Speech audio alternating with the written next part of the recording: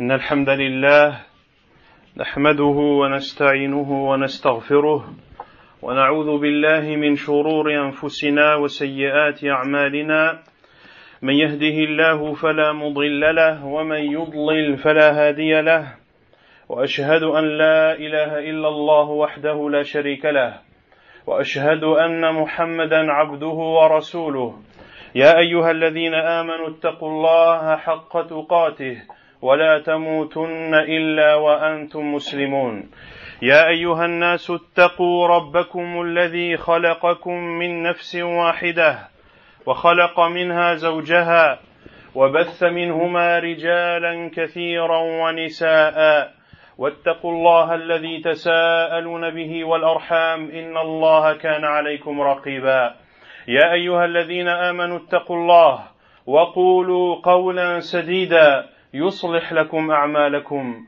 ويغفر لكم ذنوبكم ومن يطع الله ورسوله فقد فاز فوزا عظيما أما بعد فإن أصدق الحديث كتاب الله تعالى وخير الهدي هدي محمد صلى الله عليه وسلم وشر الأمور محدثاتها وكل محدثة بدعة وكل بدعة ضلالة وكل ضلالة في النار أما بعد فعنوان هذه المحاضرة حول هذه الدنيا الفانية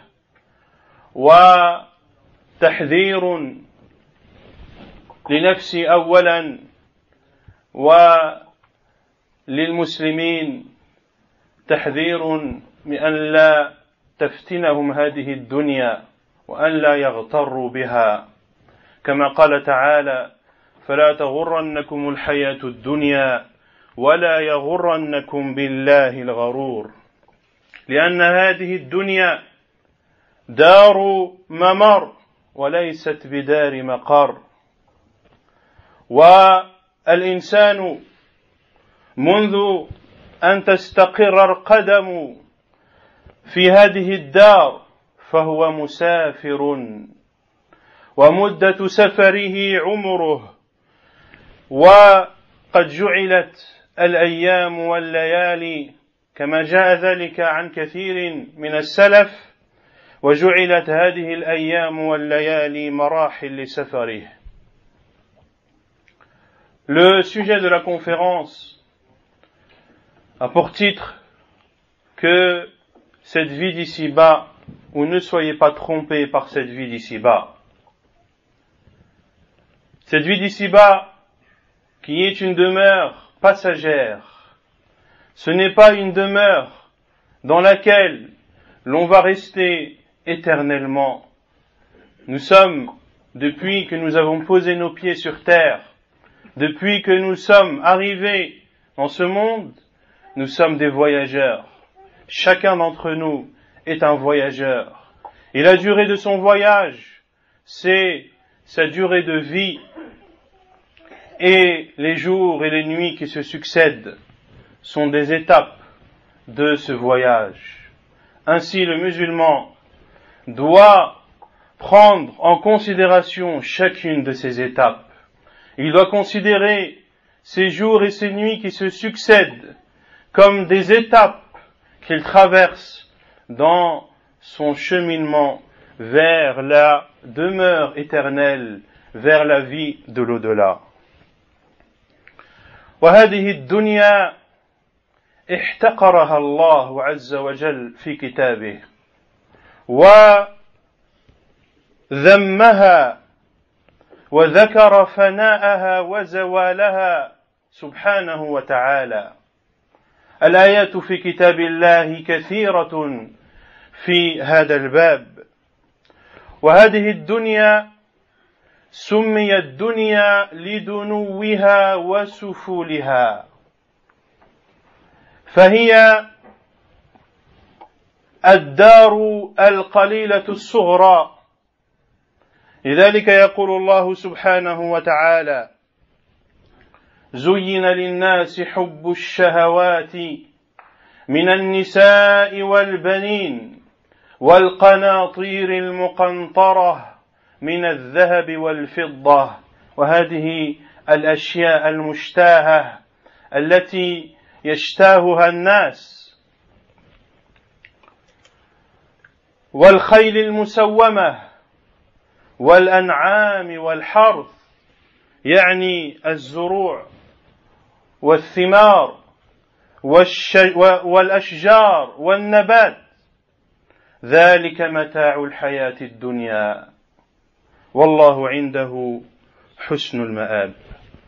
ويقول الله عز وجل: اعلموا أنما الحياة الدنيا لعب ولهو وزينة وتفاخر بينكم وتكاثر في الأموال والأولاد كمثل غيث أعجب الكفار نباته ثم يهيج فتراه مصفرا ثم يكون حطاما وفي الآخرة عذاب شديد ومغفرة من الله ورضوان وما الحياة الدنيا إلا متاع الغرور.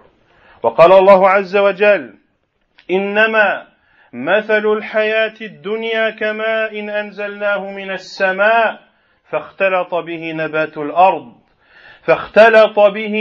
الأرض مما يأكل الناس والأنعام حتى إذا أخذت الأرض زخرفها وزينت وظن أهلها أنهم قادرون عليها أتاها أمرنا ليلا أو نهارا فجعلناها حصيدا كأن لم تغن بالأمس كذلك نفصل الآيات لقوم يتفكرون.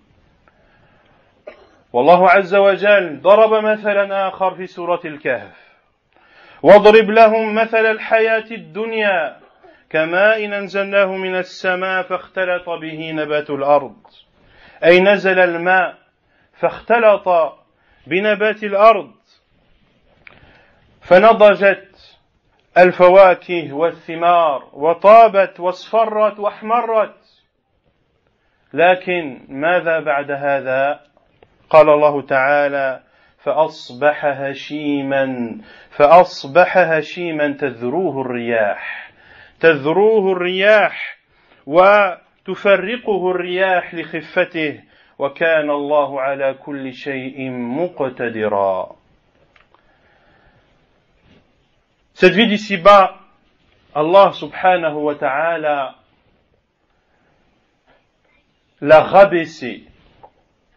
Allah subhanahu wa ta'ala, dans son noble livre, a cité ou a qualifié cette vie d'ici-bas comme étant une vie éphémère, comme étant une chose vouée à disparaître, comme étant une chose qui n'a pas d'importance pour Allah subhanahu wa ta'ala. Et la vie d'ici-bas, comme on le traduit d'ici-bas,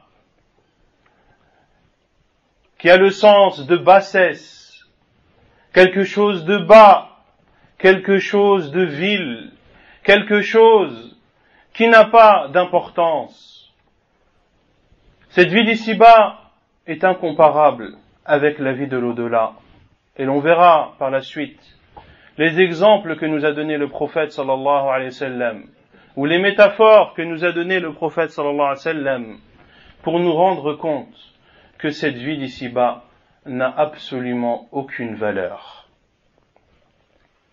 Et Allah subhanahu wa ta'ala, dans son noble livre, nous donne des métaphores et nous met en garde contre le fait d'être trompé par cette vie d'ici-bas, d'en être la victime, d'être dupé par celle-ci.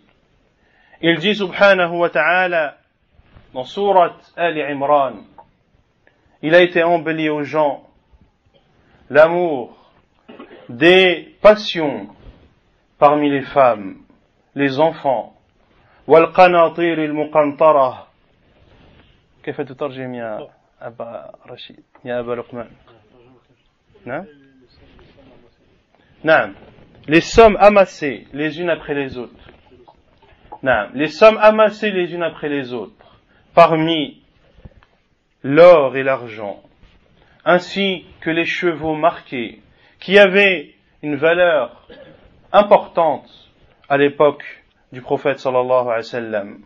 ainsi que les bestiaux, les cultures, tout ceci n'est que chose vile de cette vie d'ici-bas. Tout ceci n'est que chose vile de cette vie d'ici-bas. Pourquoi est-ce que ces choses sont trompeuses et n'ont pas d'importance? Car elles sont toutes amenées à disparaître.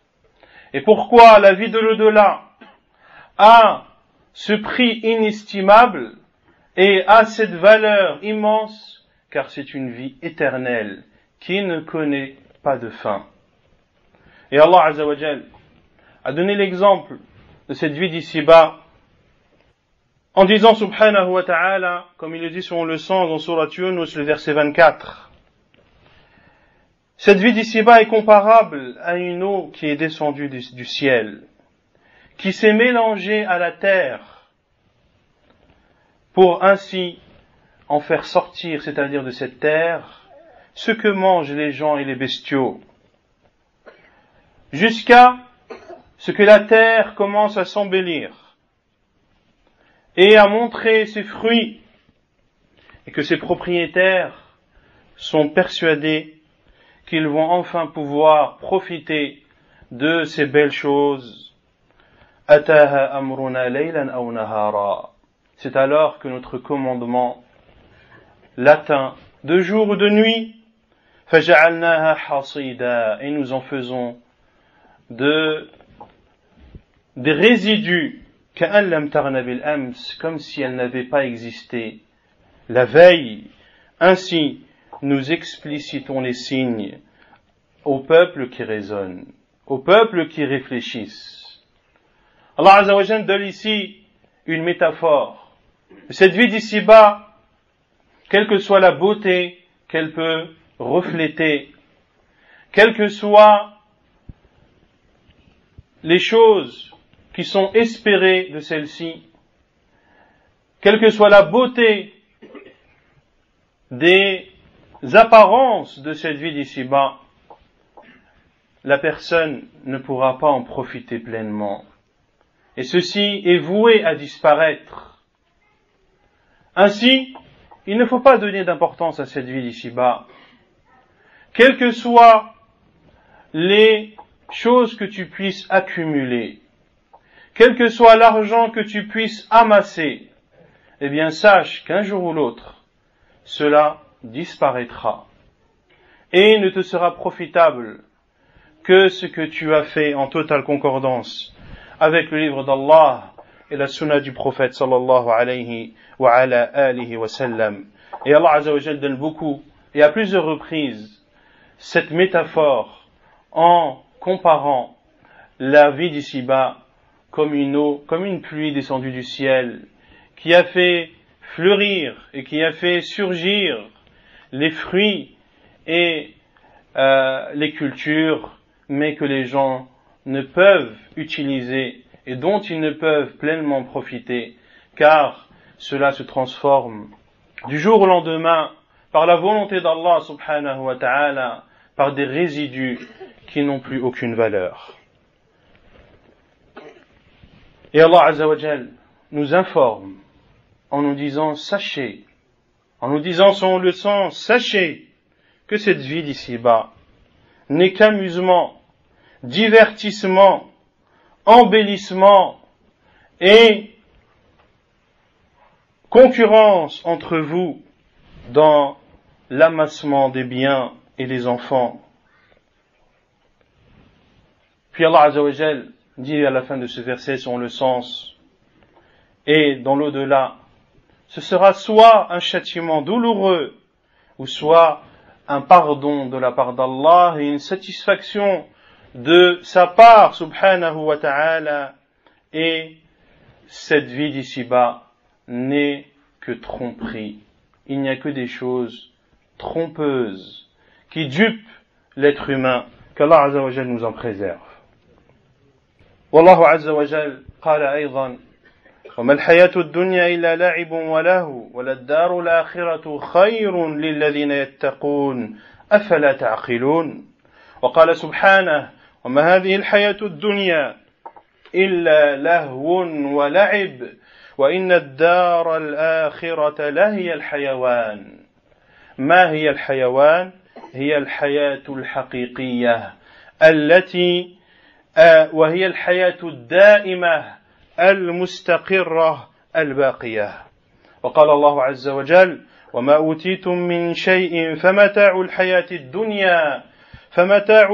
الدنيا وزينتها وما عند الله خير وأبقى أفلا تعقلون أفمن وعدناه وعدا حسنا فهو لاقيه كمن متعناه متاع الحياة الدنيا ثم هو يوم القيامة من المحضرين.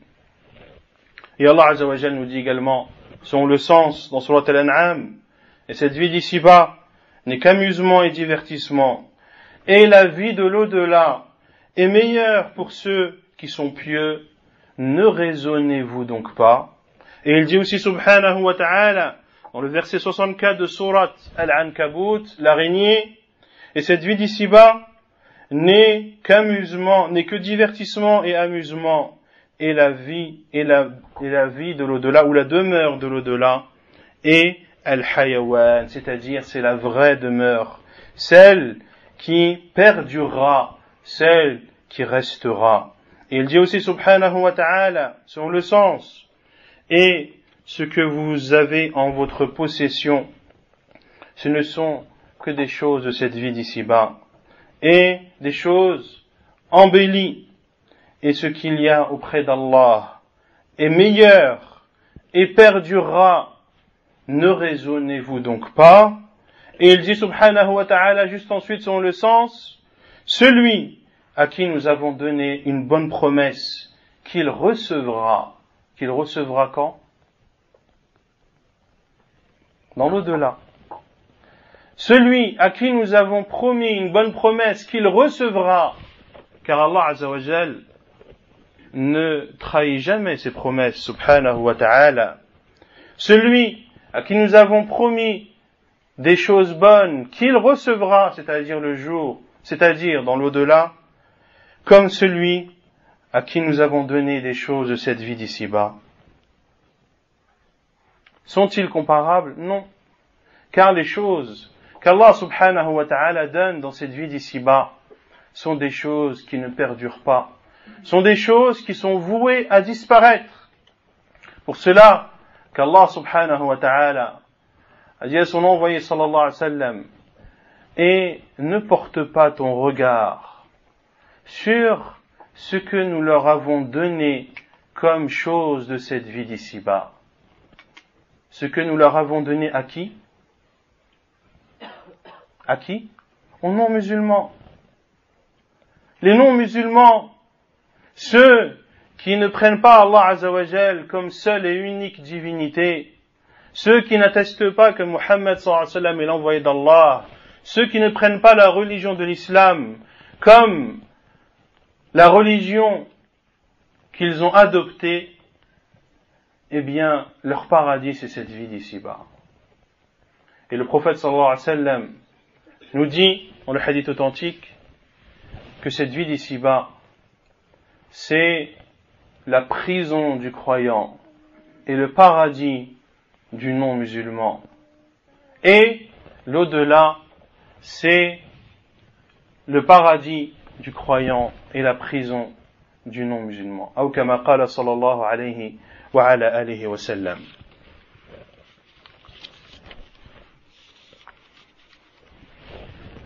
Comme je l'ai dit, les versets à ce sujet sont extrêmement nombreux.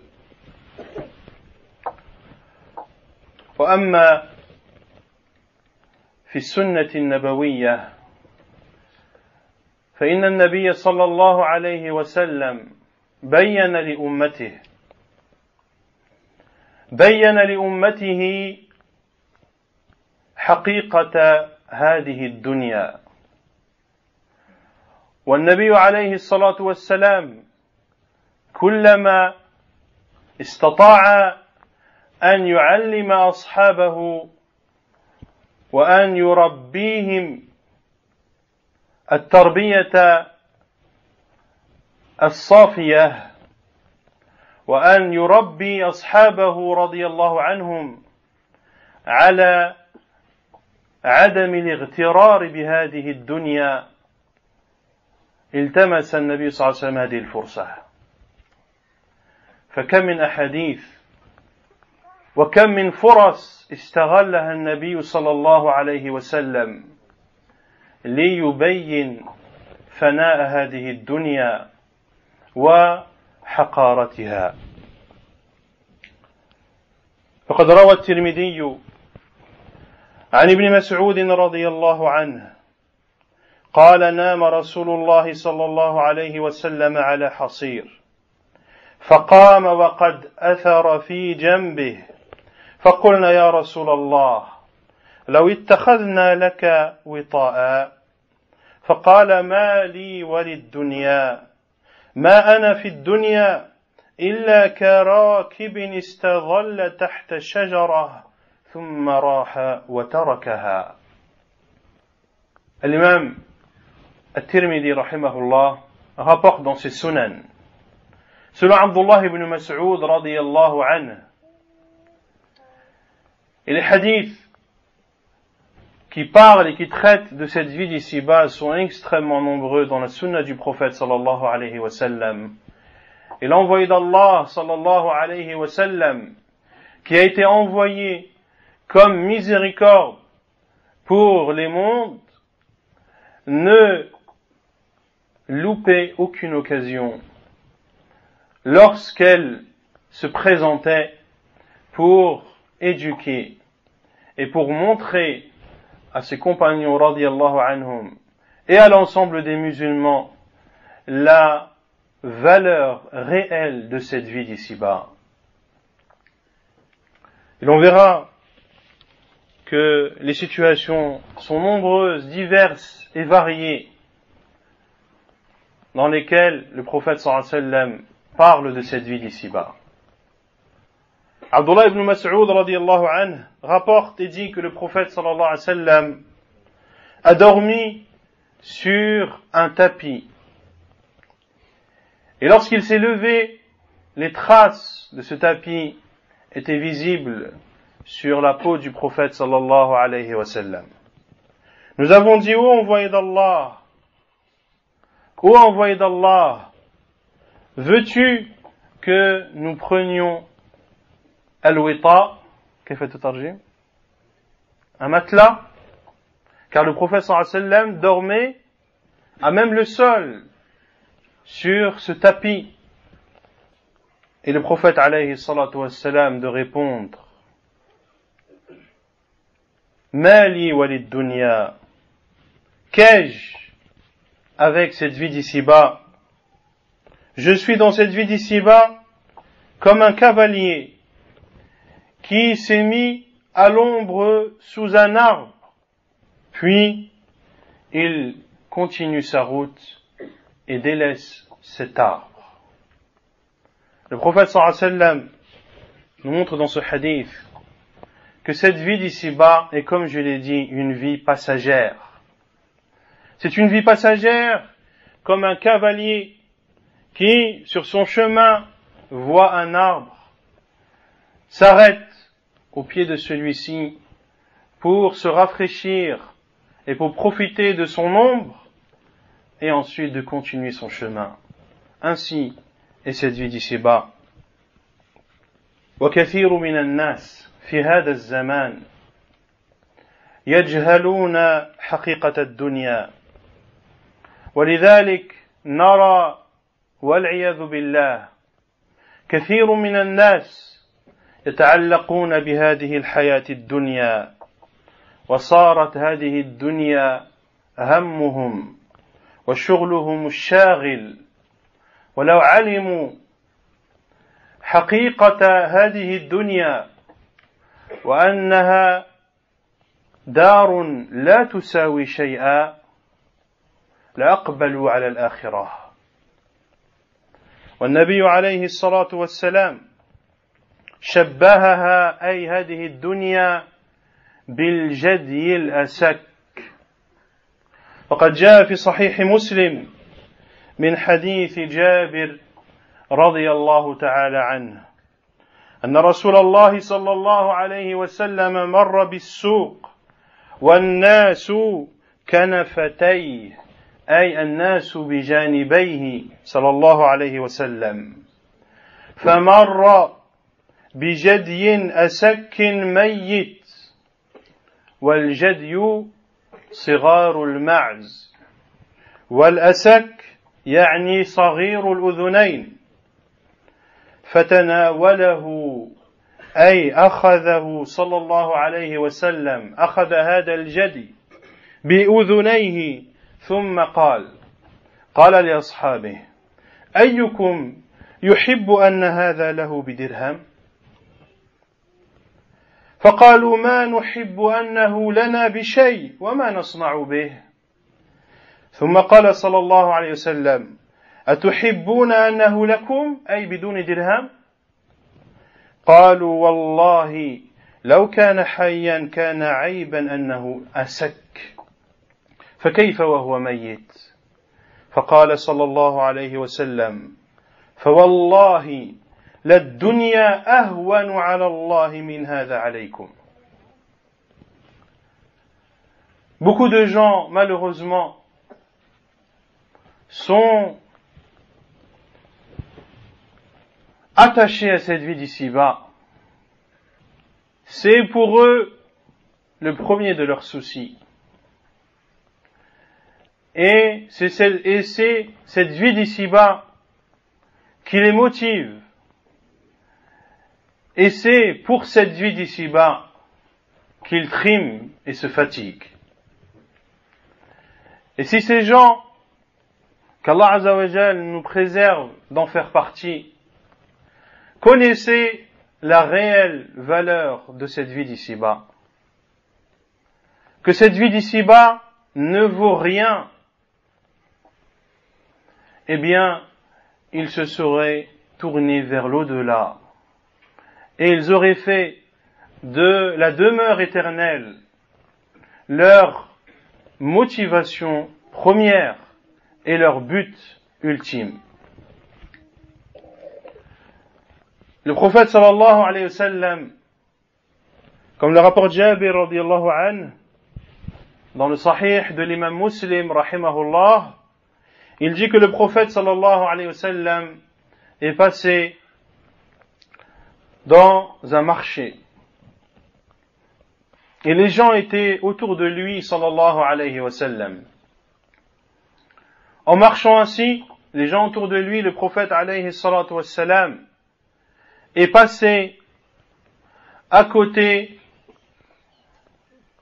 d'un cadavre de chevreau. Un chevreau qui est, comme vous le savez, le petit de la chèvre, qui avait de petites oreilles, et donc mort. Et le prophète sallallahu alayhi wa sallam a pris ce chevreau par ses oreilles et a dit à ses compagnons radiyallahu anhum, qui d'entre vous désire cette carcasse pour 1 dirham? Ils ont dit, ô envoyé d'Allah, nous ne la désirons pas, même sans contrepartie. Qu'allons-nous faire ou que pouvons-nous faire de cette carcasse? Et le prophète sallallahu alayhi wa sallam a dit, voulez-vous qu'elle soit à vous? Ils ont dit, par Allah, si ce chevreau était vivant, il a déjà le défaut d'avoir de petites oreilles. Que dire alors lorsqu'il est mort? Et le prophète sallallahu alayhi wa sallam a dit, je jure par Allah que cette vie d'ici-bas n'a pas plus de valeur auprès d'Allah que ce chevreau en a pour vous. وهذه حقيقة الدنيا وهذا مقدارها. وفي حديث سهل بن سعد رضي الله عنه أن النبي صلى الله عليه وسلم قال لو كانت الدنيا تعدل عند الله جناح بعوضة ما سقى كافرا منها شربة ماء. Un autre hadith du prophète sallallahu alayhi wa sallam, rapporté par l'imam at-Tirmidhi rahimahullah, le hadith de Sahl ibn Sa'd radiyallahu anhu, qui dit que le prophète sallallahu alayhi wa sallam a dit: si cette vie d'ici-bas avait l'équivalence auprès d'Allah de l'aile d'un moustique, un non-musulman n'y aurait pas bu ne serait-ce qu'une gorgée d'eau. C'est parce que cette vie d'ici-bas n'a aucune valeur auprès d'Allah Azza wa Jal, même pas la valeur d'une aile de moustique, que les non-musulmans peuvent bénéficier et peuvent jouir des choses trompeuses de cette vie d'ici-bas. وفي حديث عمر رضي الله عنه، وفي هذا الحديث بيان أن النبي صلى الله عليه وسلم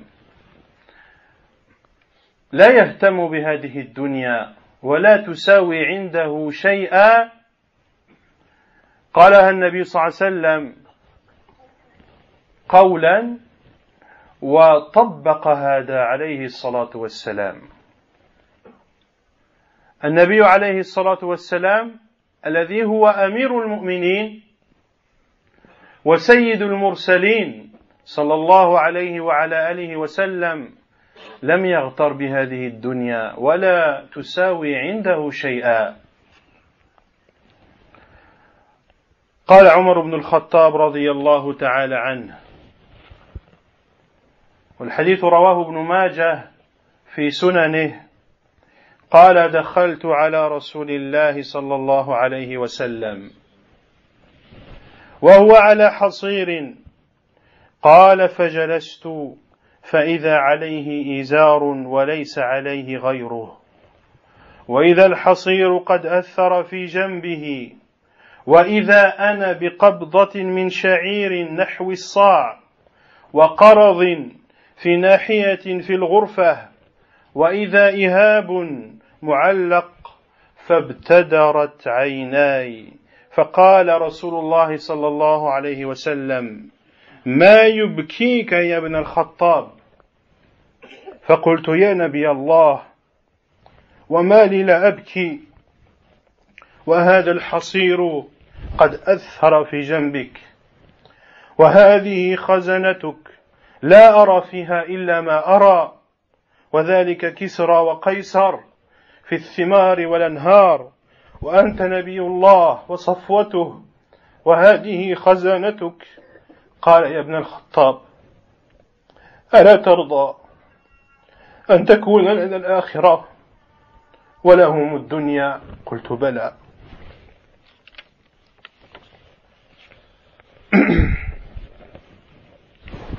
Et dans le hadith de Omar ibn al-Khattab radiyallahu anhu, qui nous montre que le prophète sallallahu alayhi wa sallam ne donnait absolument aucune importance à cette vie d'ici-bas. Et que ce que le prophète sallallahu alayhi wa sallam dit et ordonne, c'est aussi ce qu'il fait, sallallahu alayhi wa sallam.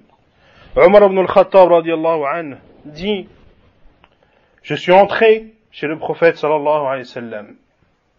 Il était assis sur un tapis de paille. Je me suis assis, et c'est alors que j'ai vu que le prophète sallallahu alayhi wa sallam n'avait qu'un izar, c'est-à-dire une étoffe de tissu que porte l'être humain pour couvrir la partie basse de son corps. Et c'est ainsi que ce tapis, ou que les traces du tapis étaient visibles sur les côtés du prophète sallallahu alayhi wa sallam. Et c'est ainsi que je vois une poignée d'orge, à peu près un sa', et des feuilles dans un coin de la chambre, et une peau d'animal qui était accrochée, et mes yeux se sont mis à pleurer. Le prophète sallallahu alayhi wa sallam a dit: qu'est-ce qui te fait pleurer, ô fils de Al-Khattab, j'ai dit, ô envoyé d'Allah, pourquoi ne pleurerais-je pas alors que ce tapis laisse des traces sur tes côtés, alors que ta réserve est celle que je vois, alors que les empereurs de Perse et les Romains sont au milieu des fruits et des fleuves, et toi tu es l'envoyé d'Allah, tu es celui qu'il a choisi, et ceci est ta réserve. Et le prophète sallallahu alayhi wa sallam a dit, ô Ibn al-Khattab, n'aimerais-tu pas que la vie de l'au-delà soit à nous et qu'à eux appartienne la vie d'ici-bas? N'es-tu pas satisfait que pour nous il y a la vie de l'au-delà et que pour eux il y a la vie d'ici-bas? J'ai dit, bien sûr, ô envoyé d'Allah. والنبي عليه الصلاة والسلام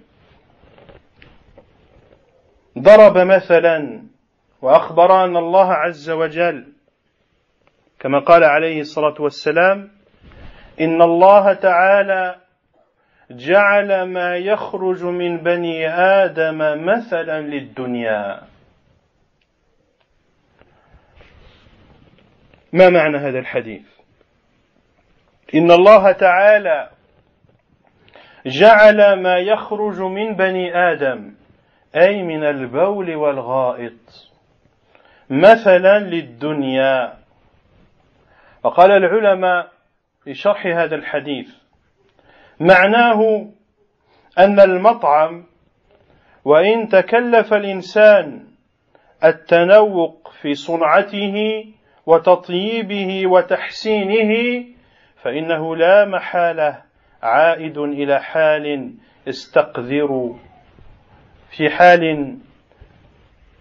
يستقدرها الإنسان، فكذا الدنيا المحروس على عمارتها ونظم أسبابها راجعة إلى خراب. وقال آخرون هذا كناية عن البول والغائط، يعني ما يخرج منه كان قبل ذلك ألوانا من أطعبة طيبة وشرابا سائغا فصارت عاقبته ما ترون، فالدنيا خضرة حلوة والنفس تميل إليها والجاهل بعاقبتها ينافس في زينتها ظنا أنها تبقى أو هو يبقى. Écoutez bien ce hadith du prophète sallallahu alayhi wa sallam, jugé bon par Sheikh al-Albani rahimahullah dans son livre Sahih al-Jami'. Allah subhanahu wa ta'ala a fait de ce qui sort du fils d'Adam une parabole de cette vie d'ici-bas. Allah azza wa jal a fait de ce qui sort du fils d'Adam un exemple de cette vie d'ici-bas. Quel est le sens de ce hadith? Ce qui sort, Allah azza wa jal a fait de ce qui sort du fils d'Adam, c'est-à-dire comme urine et excrément. Un exemple de cette vie d'ici-bas. Les savants ont dit, en expliquant ce hadith du prophète sallallahu alayhi wa sallam, son sens est que la nourriture, quels que soient les efforts qu'aura pu produire la personne pour la préparer, pour préparer ce repas, pour le faire cuire, pour l'embellir, eh bien, sans aucun doute, la finalité de ce beau et délicieux repas sera une chose que répugnent les êtres humains, à savoir l'urine et les excréments. Ainsi est l'exemple de la vie d'ici-bas. Celui qui dans cette vie d'ici-bas est dupé par celle-ci, en voulant accumuler le plus de biens possible, en voulant amasser le plus d'argent possible, eh bien, la finalité de tout ce qu'il aura produit et de tout ce qu'il aura amassé sera la destruction et l'inexistence. Et d'autres savants ont dit ceci en faisant allusion à l'urine et aux excréments, c'est-à-dire que ce qui était avant couleur, goût, ce qui était boisson, alléchante, est devenu ce que vous connaissez. Cette vie d'ici-bas a une beauté, a un goût qui fait que l'âme y est attachée. Et celui qui ne connaît pas la finalité de cette vie d'ici-bas,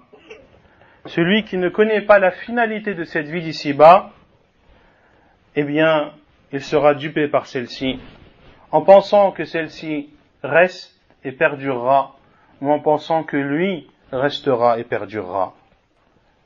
فنحذر إذن أيها المسلمون من هذه الدنيا ومن التنعم بها، وخاصة إذا كان ذلك على حساب الآخرة، فإن هذه الدنيا إذا قارنتها بالآخرة لا تساوي شيئا، وقد جاء ذلك في أحاديث كثيرة عن النبي صلى الله عليه وعلى آله وسلم. ولذلك أخبرنا عليه الصلاة والسلام أن التعلق بالدنيا يصرف العبد عن الطاعة وعن العبادة، فقال عليه الصلاة والسلام اقتربت الساعة ولا يزداد الناس على الدنيا إلا حرصا ولا يزدادون من الله إلا بعدا. اقتربت الساعة ولا يزداد الناس عن الدنيا إلا حرصا ولا يزدادون من الله إلا بعدا. Et cette vie d'ici-bas, comme je l'ai dit, comparée à l'au-delà, n'a aucune valeur. Et les hadiths sont nombreux. Parmi ces hadiths qui le montrent, le hadith rapporté par Muslim dans lequel le prophète sallallahu alayhi wa sallam nous informe que celui qui aura connu les plus grands bienfaits dans cette vie d'ici-bas, lorsqu'il entrera en enfer et qu'il y sera plongé une seule fois, comme l'a dit le prophète alayhi salatu wassalam, il sera questionné: ô fils d'Adam, as-tu déjà vu un bien? As-tu déjà connu un bienfait? Il dira: non, par Allah, je n'ai jamais connu de bienfait. Alors que c'était qui? Celui qui avait les plus grands bienfaits dans cette vie d'ici-bas. Et celui qui jouissait des plus grandes richesses de cette vie d'ici-bas. Une seule plongée en enfer le fera oublier tout ce qu'il a vécu dans ce bas monde. Et dans le même hadith, le prophète sallallahu alayhi wa sallam dit: et il sera apporté parmi les gens celui qui avait connu la plus grande difficulté. Et lorsqu'il entrera au paradis, فَيُصْبَغُ فِي الْجَنَّةِ, il lui sera dit: ô fils d'Adam, as-tu connu des difficultés auparavant? Il dira: non, par Allah, je n'ai jamais connu de difficultés et je n'en ai jamais vu. Et le prophète alayhi salatu wassalam nous met en garde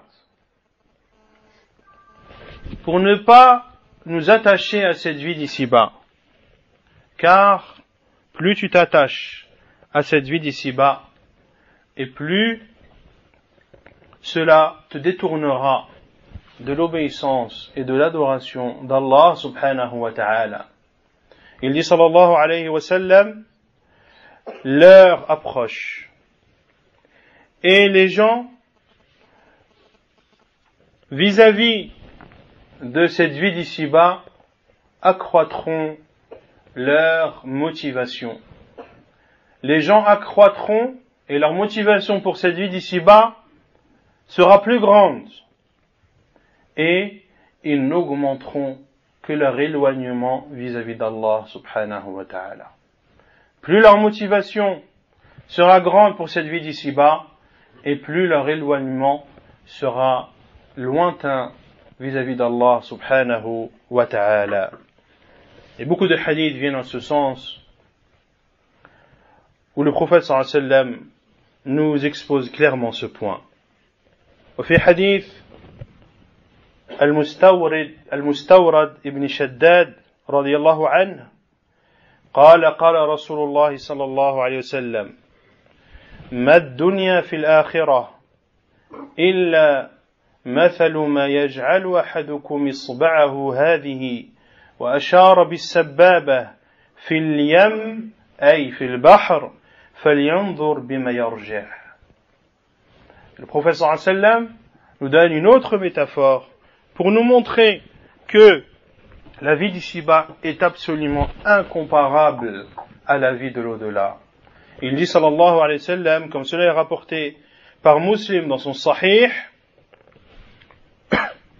cette vie d'ici-bas n'est comparable à celle de l'au-delà, comme si l'un d'entre vous entrait son doigt, et le prophète sallallahu alayhi wa sallam a fait un signe de son index, entrait son doigt dans l'océan, puis le ressortait.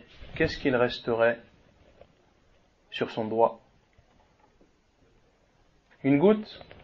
Comparée à l'océan, vous avez une image que nous a donnée, une métaphore extraordinaire que nous a donnée le prophète sallallahu alayhi wa sallam pour préserver sa communauté de la tromperie et des jouissances éphémères de cette vie d'ici-bas. والنبي عليه الصلاة والسلام ذم عبد الدينار وعبد الدرهم فقال عليه الصلاة والسلام تعس عبد الدينار وتعس عبد الدرهم تعس عبد الدينار والدرهم والقطيفة والخميصة إن أعطي رضي وإن لم يعط سخط. تعس أي سقط وقيل تعس بمعنى بعدا له. Et le prophète sallallahu alayhi wa sallam a fortement critiqué les adorateurs du dinar et du dirham, ceux qui n'ont pour seule motivation que de rassembler, comme je l'ai dit, l'argent. Le prophète sallallahu alayhi wa sallam a dit ta'isa, c'est-à-dire que tombe bas, et d'autres savants ont dit qu'il soit éloigné l'adorateur du dinar et l'adorateur du dirham. Et le fait de courir derrière cette vie d'ici-bas, le prophète sallallahu alayhi wa sallam a donné une des conséquences, in u'tiya radi wa in lam yu'ta sakhit.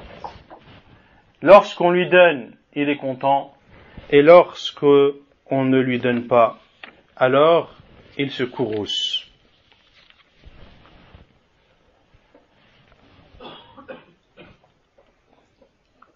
Et les salafs, parmi les compagnons et ceux qui les ont suivis, dans les générations qu'a cité le prophète sallallahu alayhi wa sallam, dans les 3 générations, les exemples sont extrêmement nombreux. Et les récits dans les livres de biographie sont nombreux qui montrent les positions qu'ont prises ces personnes vertueuses parmi les compagnons, ceux qui les ont suivis et ceux qui les ont suivis. Abdurrahman ibn Auf radiyallahu anhu, lorsqu'il jeûnait, il lui a été apporté un repas.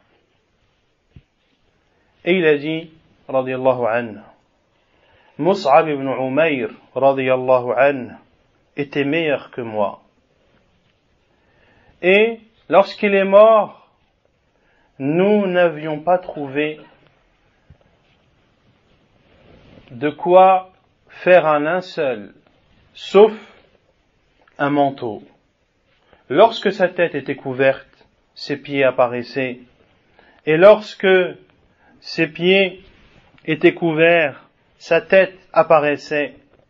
Puis, la vie d'ici-bas s'est ouverte à nous. Et nous avons reçu ce que nous avons reçu. Et nous avions peur que ce soit des bonnes actions que nous bénéficierions en avance de phase. Les compagnons radiallahu anhum, lorsqu'ils voyaient que la vie d'ici-bas s'ouvrait devant eux, ils n'étaient pas fiers et contents. Ils étaient prudents. Ils avaient peur que ce ne soit leurs seules bonnes actions dont ils pourraient profiter, à savoir dans cette vie d'ici-bas, et qu'ils n'auraient rien dans la vie de l'au-delà. Car ainsi sont les non-musulmans. Ils profitent quelquefois pleinement de cette vie d'ici-bas, mais dans l'au-delà, ils n'auront absolument rien. ثم جعل يبكي حتى ترك الطعام. Et Abdullah ibn Mas'ud, ou Abdurrahman ibn Auf radiallahu anhu, s'est mis alors à pleurer et n'a même pas mangé son repas. Et Ali ibn Abi Talib radiallahu anhu dit, cette vie d'ici-bas part en tournant le dos. Et la vie de l'au-delà vient vers nous et à chacune de ces demeures, ses habitants. Faites donc partie des habitants de l'au-delà et ne faites pas partie des habitants de la vie d'ici-bas. Car aujourd'hui, il y a des actions et point de jugement, et demain, ce sera jugement sans action. Et Malik ibn Dinar, rahimahullah, a dit, plus tu t'attristes de cette vie d'ici-bas, et plus ta motivation pour l'au-delà baissera. Et plus tu seras attristé de la vie de l'au-delà, moins tu seras motivé pour cette vie d'ici-bas. قال الشاعر نسير إلى الآجال في كل لحظة وأيامنا تطوى وهن مراحل ولم أرى مثل الموت حقا كأنه إذا ما تخطته الأمان باطل وما أقبح التفريط في زمن الصبا فكيف به والشيب للرأس شاعل ترحل من الدنيا بزاد من التقى فعمرك أيام وهن قلائل. Nous avançons vers le moment venu, c'est-à-dire la fin de notre durée d'existence. Nous avançons vers notre fin à chaque instant. Et les jours passent et ne sont que des étapes. Et je n'ai pas vu de vérité comme la mort, sauf si les espérances en font une chose vaine. Comme est mauvais le délaissement et le manquement pendant la jeunesse, que dire alors de ce manquement lorsque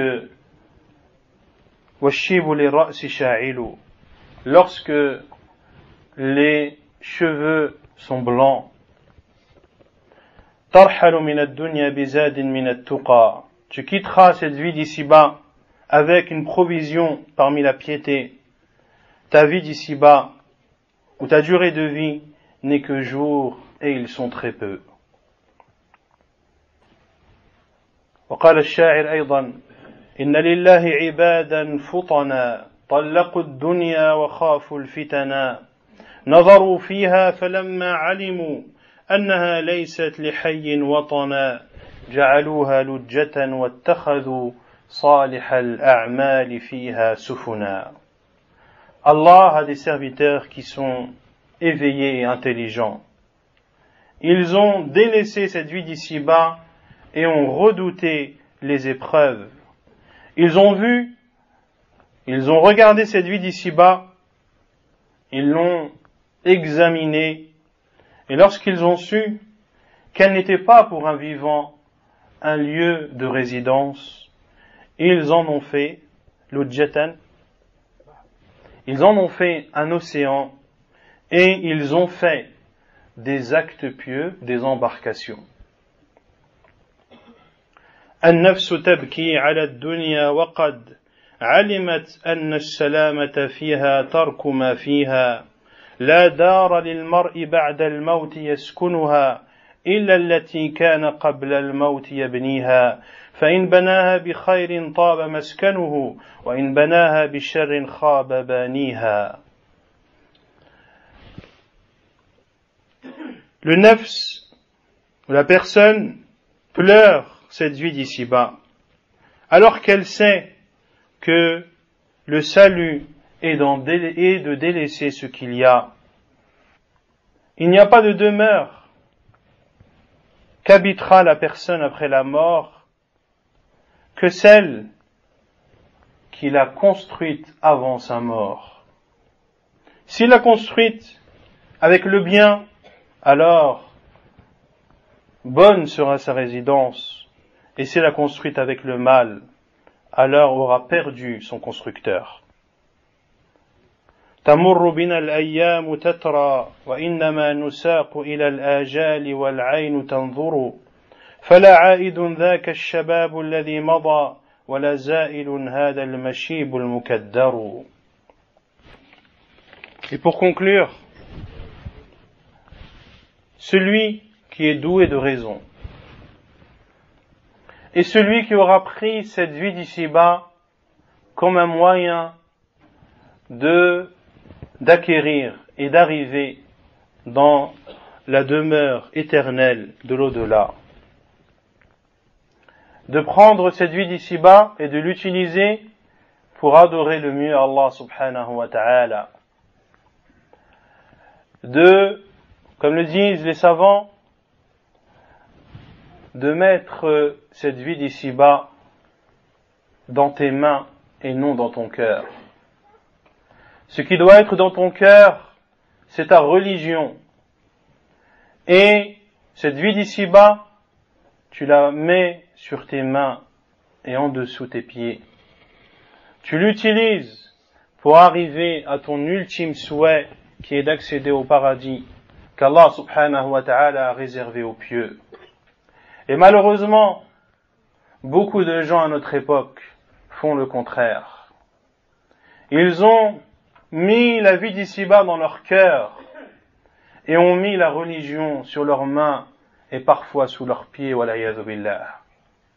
Lorsqu'ils ont le choix entre un travail qui est bien rémunéré, mais dans lequel ils savent qu'ils ne pourront pas prier à l'heure, eh bien, ils choisissent de prendre ce travail. Ils choisissent pour quelques centaines ou quelques milliers d'euros de mettre en péril leur religion. Et le prophète sallallahu alayhi wa sallam nous en a informé qu'il viendra un jour dans lequel les gens vendront leur religion. يبيع دينه بعرض من الدنيا قليل. Il vendra sa religion en contrepartie de choses futiles de cette vie d'ici-bas. Comment un musulman peut arriver à ce stade de précéder cette vie d'ici-bas et de préférer remplir son ventre que de remplir son cœur, de préférer remplir son ventre que de remplir la balance du jour dernier? Qu'Allah Azza wa Jalla nous en préserve. Celui-ci aura tout perdu. Celui-ci aura tout perdu. Et combien de personnes ont trimé toute leur vie? Ils ont trimé toute leur vie. ils ont travaillé matin, midi, soir, en tout temps, en tout lieu, dans des conditions extrêmes, dans l'intention de ramasser l'argent, dans l'intention d'avoir une bonne retraite. Combien de personnes sont mortes 2 ans après avoir eu leur retraite et n'ont pas eu le temps d'en profiter? Combien de personnes n'ont pas pu utiliser l'argent qu'ils ont amassé? Combien de personnes ont construit des maisons qu'ils n'ont pas habitées? Il faut avoir un recul sur cette vie d'ici-bas. Cette vie d'ici-bas n'a aucune valeur. Mais ceci signifie-t-il que l'on doit totalement la délaisser? La réponse est non. Car Allah Azza wa Jalla a dit sur le sens. Allah Azza wa Jalla a dit وَابْتَغِ فِي مَا أَتَاكَ اللَّهُ الدَّارَ الْآخِرَةَ وَلَا تَنْسَ نَصِيبَكَ مِنَ الدُّنْيَا وَأَحْسِنْ كَمَا أَحْسَنَ اللَّهُ إِلَيْكَ وَلَا تَبْغِ الْفَسَادَ فِي الْأَرْضِ إِنَّ اللَّهَ لَا يُحِبُّ الْمُفْسِدِينَ. Allah Azza wa Jalla dit, et recherche dans ce qu'Allah t'a donné la demeure de l'au-delà. Recherche dans ce qu'Allah t'a donné, c'est-à-dire dans cette vie d'ici-bas. Recherche l'au-delà. Ainsi les savants disent que ce que tu amasses dans cette vie d'ici-bas, pour la vie d'ici-bas, est blâmable. Mais ce que tu amasses dans cette vie d'ici-bas, pour l'au-delà, est louable. Pour cela que le prophète sallallahu alayhi wa sallam a dit « Ni'mal malu salih lirrajuli salih » Il est bien l'argent vertueux de l'homme vertueux. Si tu es riche et qu'Allah Azza wa Jal t'a accordé une richesse et que tu utilises cette richesse dans l'adoration d'Allah subhanahu wa ta'ala, dans l'obéissance d'Allah subhanahu wa ta'ala, alors cela est louable. Et des compagnons étaient riches, radiyallahu anhum. Des prophètes étaient riches. C'était des rois. Donc, il faut rechercher dans ce qu'Allah Azza wa Jal t'a donné l'au-delà.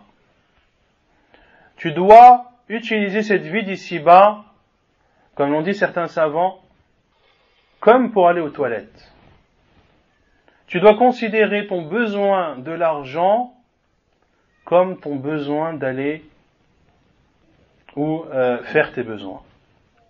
Lorsque tu as besoin d'argent pour te nourrir, pour te vêtir, pour te loger, alors tu dois le faire.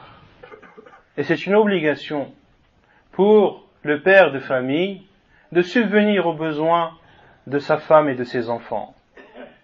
Mais celui qui accourt derrière la vie d'ici-bas et qui en fait sa première priorité et qui ne fait pas attention lorsqu'il travaille de sa relation avec Allah subhanahu wa ta'ala, est-ce que ce travail est licite ou est-ce qu'il n'est pas licite? Est-ce que ce travail va m'aider à adorer Allah subhanahu wa ta'ala ou est-ce qu'au contraire il va m'éloigner de l'adoration d'Allah azza wa jal? Est-ce que en travaillant dans cet emploi je mets ma religion en péril ou non? Ainsi doit réfléchir le musulman. Il doit regarder si sa religion est en péril ou pas avant de regarder le salaire. Ta religion, chers musulmans et musulmanes, c'est ton bien le plus précieux. C'est ton bien le plus précieux. Et la chose qui t'accompagnera dans l'au-delà, ce seront tes actes pieux. Ce ne sera pas ton argent. Allah Azza wa Jal nous a créés sans que nous ne possédions quoi que ce soit. Et nous partirons et nous quitterons cette vie d'ici-bas sans posséder quoi que ce soit. Ce qui te sera profitable, ce sont tes actes pieux. Et Allah Azza wa Jal, aussi dans Surat Al-Qasas, lorsque le peuple de Qarun ont vu l'énorme richesse qu'il avait et les trésors inestimables qu'il avait en sa possession, qu'ont-ils dit? Ya layta lana mithla ma utiya Qarun. Oh, si seulement nous avions ce qui a été accordé à Qarun. Ils ont vu cette immense richesse et ils ont été dupés par celle-ci. Et ils ont espéré avoir la même chose.